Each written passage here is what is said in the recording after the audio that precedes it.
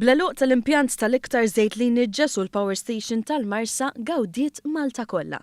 Kliem il-professur Stephen Montfort li jispeċjalizza fil-mart respiratorju fil-ġimgħa li f'pajjiżna ma baqax jintuża il-heavy fuel oil. Aħna kulħadd irid jieħu nnifs jieħu l-arja, pajjiż huwa żgħir ma nistgħux nitkellmu li pereżempju neħħejna il-Power Station tal-Marsa ħajgawdu n-nies tal-Marsa biss.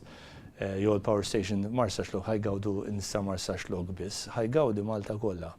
Pajjiż żgħir, hemm ħafna riħ, l-affarijiet li jiġru fis-sawt, l-affarijiet li jiġru fin-nord wara ftit ħajaffettwaw il-pajjiż kollu. Il-professur Montfort spjega kif il-kwalità tal-arja taffettwa ħafna lil pazjenti morda b'mart respiratorju. Fil-fatt statistika dwar tfal morda b'mart respiratorju ta' bejn il-5 u 8 snin turi li fl-1995 8.8% kienu morda.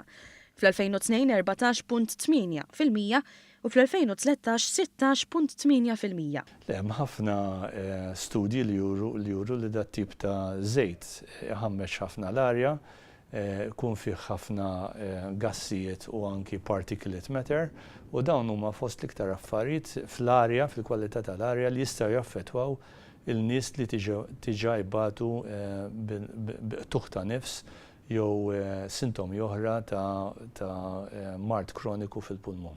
Għaldaqstant il-professur li jispeċjalizza u jirriċerka dwar il-mart ikkawżat mit-tniġġis seta' jkun biss sodisfatt bil-passi li ħadan il-gvern fis-settur tal-enerġija. Le, jiena ħadd gost ħafna, kif kont ħadd gost ukoll meta għalqet il-Power Station tal-Marsa, għax alla volja mhumiex l-unika raġunijiet għalfejn għandna daw il-problemi ta' mart respiratorju f'pajjiżna huma fost elementi l-iktar suspettużi.